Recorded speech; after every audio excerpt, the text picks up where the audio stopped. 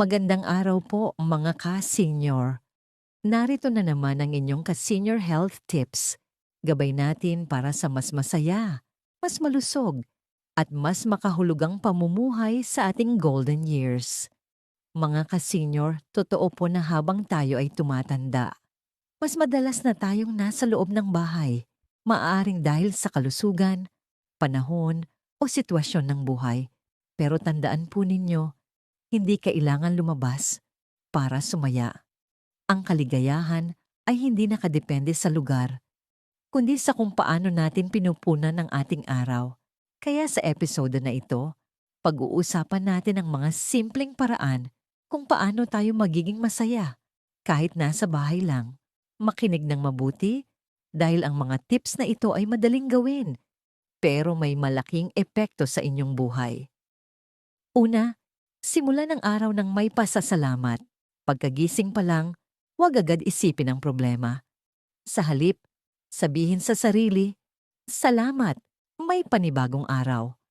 Mga ka-senior, ang simpleng pasasalamat ay nakakapagpabago ng mood.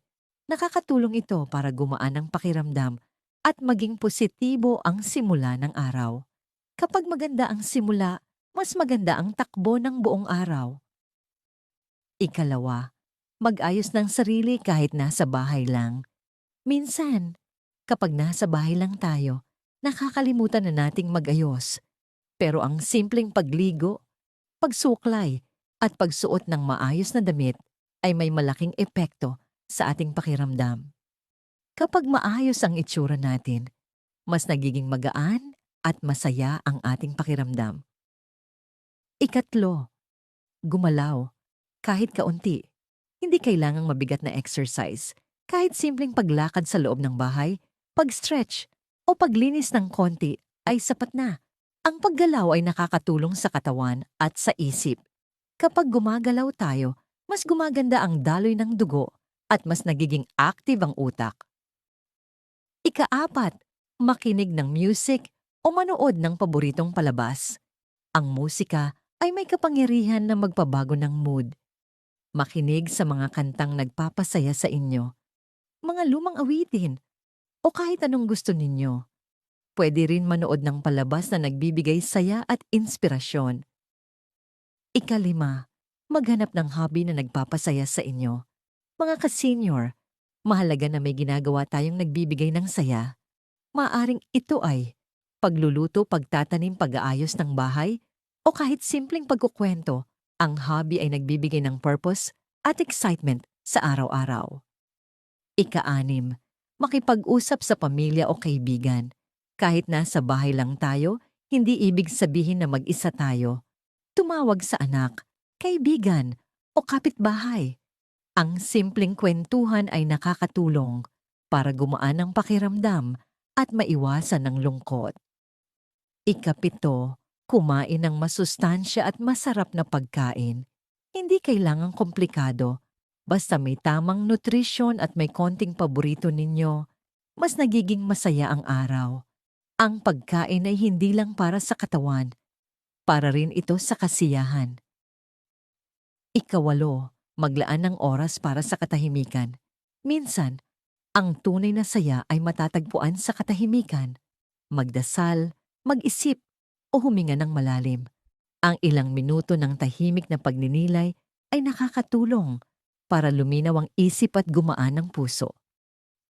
Ikasiyam, mag-set ng maliit na goal bawat araw.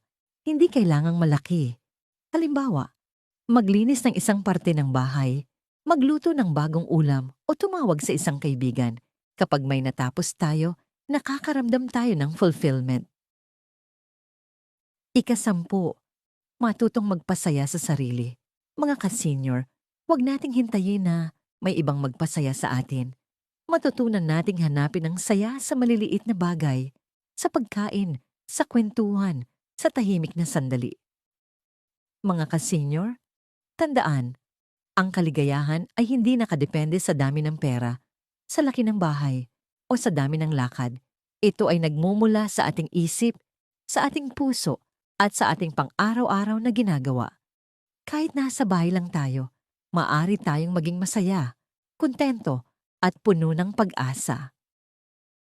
Ngayon naman, gusto naming marinig kayo. Mag-comment po kayo kung ano ang ginagawa ninyo para sumaya kahit nasa bahay lang.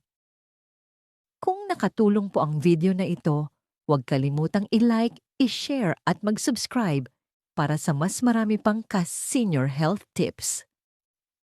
Muli, ito ang inyong ka-senior health tips. Nagpapaalala na ang kaligayahan ay nasa simpleng bagay lamang. Hanggang sa muli, ka-senior, ingat po kayo lagi at God bless po sa inyong lahat.